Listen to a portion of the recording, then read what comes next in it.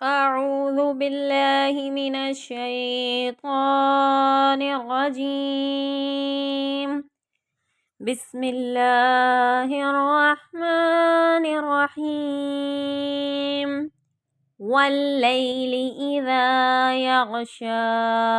والنهار إذا تجلى وما خلق الذكر والأنثى إن سعيكم لشتى فأما من أعطى واتقى وصدق بالحسنى فسنيسره لليسرى وأما من بخل واستغنى وكذب بالحسنى فسنيسره للعسرى وما يغني عنه ماله إذا تردى إن علينا للهدى وإن لنا للآخرة والأولى فأنذرتكم نارا تلظى لا يصلاها إلا الأشقى الذي كذب وتولى وسيجنبها الأتقى الذي يؤتي ماله يتزكى وما لأحد عنده من نعمة تجزى إلا ابتغاء وجه ربه الأعلى ولسوف يرضى۔ شروع اللہ کے نام سے جو بڑا مہربان نہایت رحم والا ہے۔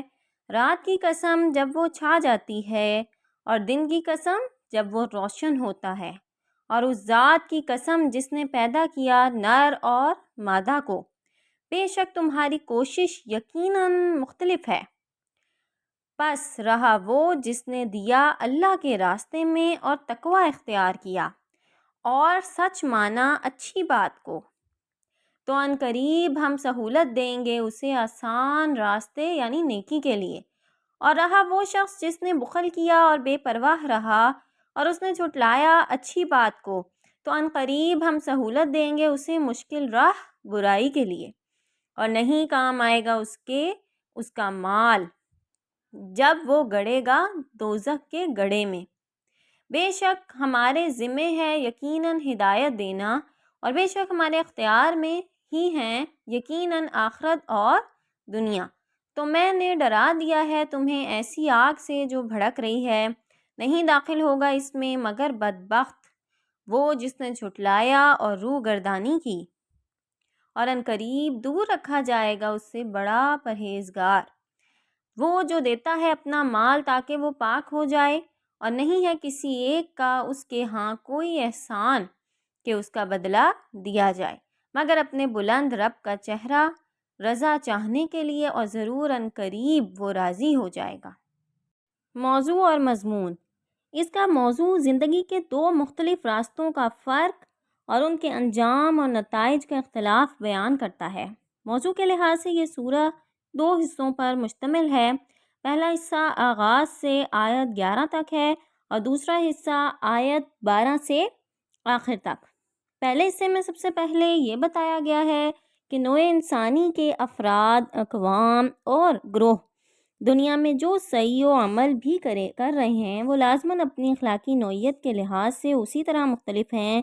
جس طرح دن رات سے اور نر مادہ سے مختلف ہے۔ اس کے بعد قرآن کی مختصر صورتوں کے عام انداز بیان کے مطابق 3 اخلاقی خصوصیات ایک نوعیت کی اور 3 اخلاقی خصوصیات دوسری نوعیت کی صحیح و عمل کے ایک وسیع مجموعے میں سے لے کر بطور نمونہ پیش کی گئی ہیں، جنہیں سن کر ہر شخص بڑی آسانی کے ساتھ یہ اندازہ لگا سکتا ہے کہ ایک قسم کی خصوصیات کس طرز زندگی نمائندگی کرتی ہیں اور دوسری قسم کی خصوصیات اس کے برعکس کس دوسرے طرز زندگی کی علامات ہیں۔ یہ دونوں نمونے ایسے چھوٹے چھوٹے خوبصورت جچے تلے فکروں میں بیان کیے گئے ہیں کہ سنتے ہی آدمی کے دل میں اتر جائیں اور زبان پر چڑھ جائیں۔ پہلی قسم کی خصوصیات یہ ہیں کہ آدمی مال دے، خدا ترسی اور پرہیزگاری اختیار کرے اور بھلائی کو بھلائی مانے۔ دوسری قسم کی خصوصیات یہ ہیں کہ وہ بخل کرے، خدا کی رضا اور ناراضی کی فکر سے بے پرواہ ہو جائے اور بھلی بات کو جھٹلا دے۔ پھر بتایا گیا ہے کہ یہ دو طرز عمل جو صریحاً ایک دوسرے سے مختلف ہیں، اپنے نتائج کے اعتبار سے ہرگز یکساں نہیں ہیں، بلکہ جس قدر یہ اپنی نوعیت میں متضاد ہیں اسی قدر ان کے نتائج بھی متضاد ہیں۔ پہلے طرز عمل کو جو شخص یا گروہ اختیار کرے گا، اللہ تعالیٰ اس کے لیے زندگی صاف اور سیدھے راستے کو سہل کر دے گا، یہاں تک کہ اس کے لیے نیکی کرنا آسان اور بدی کرنا مشکل ہو جائے گا۔ دوسرے طرز عمل کو جو بھی اختیار کرے گا، اللہ تعالیٰ اس کے لیے زندگی کے بکٹ اور سخت راستے کو سہل کر دے گا، یہاں تک کہ اس کے لیے بدی آسان اور نیکی مشکل ہو جائے گی۔ اس بیان کو ایک نہایت مؤثر اور تیر کی طرح دل میں پیوست ہو جانے والے جملے پر ختم کیا گیا ہے کہ دنیا کا یہ مال جس کے پیچھے آدمی جان دے دیتا ہے، آخر قبر میں تو اس کے ساتھ جانے والا نہیں ہے، مرنے کے بعد یہ اس کے کس کام آئے گا۔ دوسرے حصے میں بھی اسی اختصار کے ساتھ 3 حقیقتیں بیان کی گئی ہیں۔ ایک یہ کہ اللہ تعالیٰ نے دنیا کے اس امتحان گاہ میں انسان کو بے خبر نہیں چھوڑا ہے، بلکہ اس نے یہ بتا دینا اپنے ذمہ لیا ہے کہ زندگی کے مختلف راستوں میں سے سیدھا راستہ کون سا ہے۔ اس کے ساتھ یہ کہنے کی ضرورت نہ تھی کہ اپنا رسول اور اپنی کتاب بھیج کر اس نے اپنی یہ ذمہ داری ادا کر دی ہے، کیونکہ رسول اللہ صلی اللہ علیہ وآلہ وسلم اور قرآن دونوں ہدایت دینے کے لیے سب کے سامنے موجود ہیں۔ دوسری حقیقت یہ بیان کی گئی ہے کہ دنیا اور آخرت دونوں کا مالک اللہ ہی ہے۔ دنیا مانگو گے تو وہ بھی اسی سے ملے گی اور آخرت مانگو گے تو اس کا دینے والا بھی وہی ہے۔ یہ فیصلہ کرنا تمہارا اپنا کام ہے کہ تم اس سے کیا مانگتے ہو۔ تیسری حقیقت یہ بیان کی گئی ہے کہ جو بدبخت اس بھلائی کو جھٹلائے گا جسے رسول اور کتاب کے ذریعے سے پیش کیا جا رہا ہے اور اس سے منہ پھیرے گا، اس کے لیے بھڑکتی ہوئی آگ تیار ہے، اور جو خدا ترس آدمی پوری بے غرضی کے ساتھ محض اپنے رب کی رضا جوئی کی خاطر اپنا مال راہ خیر میں صرف کرے گا، اس کا رب اس سے راضی ہوگا اور اسے اتنا کچھ دے گا کہ وہ خوش ہو جائے گا۔